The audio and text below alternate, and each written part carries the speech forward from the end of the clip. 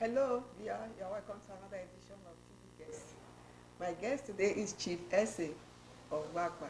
Yes. Chief, you're welcome. Yes, thank you so very much. You are looking good and gorgeous this evening. Thank you very much. Good to listen to our topic for today. Yes, let's hit the ground running. Beautiful. The Economic and Financial Crimes Commission is an agency of the federal armed with constitutional rights to fight corruption. From the look of things, do you think the chairman has the power to fight corruption and corrupt practices in Nigeria? Yes, the concept behind the EFCC coming on board during Obasanjo's administration is a very laudable one. And it was, targeted to really barest minimum in our political space and in this country, Nigeria. But looking at what is playing out, many at times you see that it is the government that appoints, that regulates what they do. And that is why you see that even till date, there are some sacred cows, there are some persons that are untouchable in the society. Not even the boss of the EFCC can ask his men to go after such people.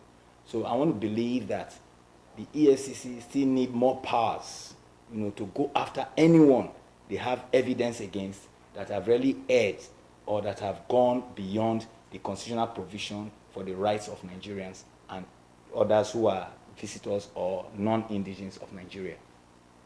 It seems dictates, because they said he who played the piper dictates the Exactly. tune. Is that how it's supposed to work when if really he mean to fight corruption? Well, that is not how it's supposed to work. You see, somehow there are some lapses in our democracy, because the president is not supposed to be the one appointing these people. There's supposed to be a governing board. There's supposed to be a body, doing all of this. But just like you just said rightly, that he who pays the piper dictates the tune. And that is what is playing out in our political space. Because it's the president that appoints, he has the right to appoint and fire. At the end of the day, it is him the EFCC boss will listen to. Because at the end of the day, say, look, my friend, if you go beyond that, I'm the one that appointed you. I can fire you. The man will slow down. Or if you say, no, don't go after this person, he too will slow down. So if you look at it, you see that there are constraints. You have a dog at home, a bulldog, that is supposed to protect you from invaders outside. Then you now tie chain to his neck. You know that dog will be constrained to effectively discharge his duty for which you have made provision for that dog to be in your premises.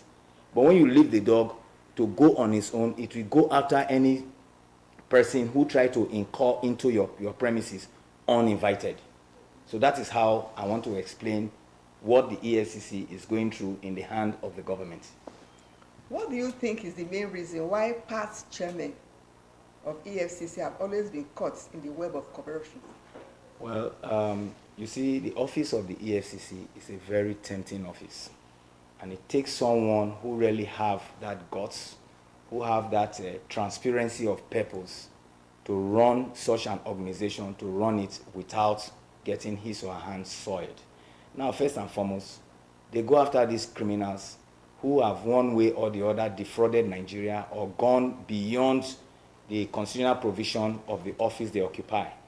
Now, such places like, take for example, there have been instances where governors, past governors, have been, caught in the web of EFCC with so much money, involved. And somewhere along the line, this information comes into public space. And before you know it, the matter dies like that. So you see that somewhere along the line, these persons may be called to say, no, don't go after that man. Or enough of the drama, let it end there. And, they sheath their sword. And at the end of the day, nobody is prosecuted. So really, the EFCC, though there are acts, bringing them into existence and all the rest, they have their rules and regulations that they work after. But the truth remains, they don't have the 100% free hand to operate as an agency or organization that goes after crimes or people who have, violated the laws of the land. Thank you. Welcome. What are the new strategies the agency need to adopt to be able to fight high-profile corruption? When I say high-profile, you know what I mean? Yes, talking about strategies, first and foremost, there's something they call technology. The EFCC have to deploy technology. The EFCC need to have sufficient proof against whoever they are going after, so that just like what happens in our law court, you see some of the criminals they bring to court, it is after arresting the person and taking the matter to court, then the police will tell you that they are investigating the matter, which is not supposed to be. That's why you see most of our judicial cases are prolonged in the court, because at the end of the day, some of these cases are even thrown out of the court for want of evidence. Ordinarily, before you arrest somebody and bring the person to court, it is supposed to be that the law enforcement agents have investigated thoroughly and they have evidence against the person before they take the matter to court. But what do we see? They just say he's a suspect, and they now, bamboozle the person, harass the person, rush the person to the court.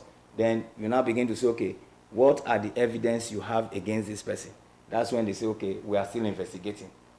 And if you look at it, arrest is not supposed to be made until after the person has been investigated and proof have been found against the person that, he has then, at that point, because you already have evidence against such a person, you can now take the person to the court of law and present the evidence before the court of law for the court to pass its judgment on such a person. But the reverse is the case in most of our cases in Nigeria, which is wrong. Just as you have rightly said that they're supposed to have a body that need to do this appointment of the chairman of EFCC.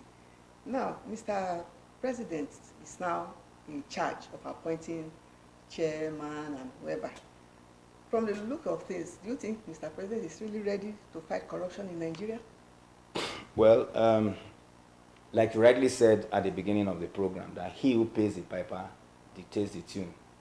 Mr. President is the president of Nigeria, and somewhere along the line, he has friends, he has his folks, and be that as it may, wanting to fight corruption in this country, he might have some select friends that say, no, don't go there. This is my personal person. And once he blows the whistle to the head of EFCC, he will have to sheath his sword. And he may not want to come out to say, Mr. President appointed me, I cannot go against his wish. So that is some of the constraint, or one of the constraints that holds EFCC back from prosecuting certain persons in the society, because such persons, let me use these words, are sacred cows. They are untouchables. They are the ones above the law that really you cannot bring them to book because of who they are and the position they either had occupied in the country or are occupying in the country presently. Recently, there is this case of, I wouldn't want to mention him, but I know you are aware, where the chairman said if the person did not come and answer the EFCC, he threatens to resign. You see such drama? Well, that would have been the case, but you see, in this country, some of the persons who occupy such exalted offices, it's been very difficult for you to see such persons resigning from their offices for one reason or the other. There are even some that have been alleged to have, contravened the laws of the land. They still want to sit tight in the office while investigation is on. In other climes, it is not done like that. When there's an allegation against someone, for there to be fairness and transparency in investigation, such persons are expected to step aside, either by resigning, so that the law enforcement will not have any kind of hindrance when they are investigating the matter. But in Nigeria here, we have a lot of persons who sit tight in the office. There is already an allegation against the person that, so money is missing, or you have done so and so things.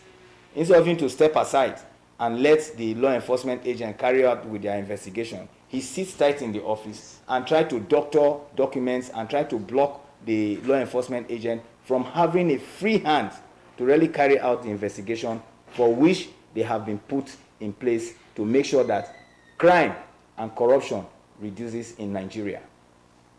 Thank you very much. You're welcome. In Nigeria, many people have lost confidence in the EFCC. How can the agency win the trust of Nigerians again? First and foremost, transparency in their approach. When I say transparency in their approach, what I mean is in the way they discharge their duty. You know, if you say Mr. A has committed so and so offense and is punishable by the law, let it go across board, because there have been instances where some persons have been incarcerated by the same EFCC and some persons have been let off the hook by the same EFCC for the same offense committed by both persons. So I want to believe that the EFCC, in their drive to solve criminalities, to reduce crime in Nigeria, they are selective in their approach. So for them to win the heart of the masses, they have to be transparent when they are discharging their duty. If really they say, oh, this person have committed this crime, and after investigation they have all the proof that the person is being prosecuted for such an offense, and there should be no sacred cows. And when they do so, you see that, yes, sanity will come into our political space, sanity will come into the nation, and people will begin to conform to the rules and regulations of this country, to the laws of the land, because they know that if they cross the line, if they violate the laws of the land, there will be no sacred cows, and they will face the music. And you see that everything will begin to fall in place in this country. Because some persons feel they are above board, they are above the law, they can take the laws into their hands, there will be no punitive measures, nobody can incarcerate them because they are above the law. They go ahead and do a lot of reckless things with impunity because they feel that nobody can bring them to the book, because they know the who is who among those who run this country. So for that reason, nobody can arrest them, nobody can punish them, nobody can bring them to the books. Now, like the constitutional right given to the EFCC, could you tell me it as if it's just there and they are not really stick by?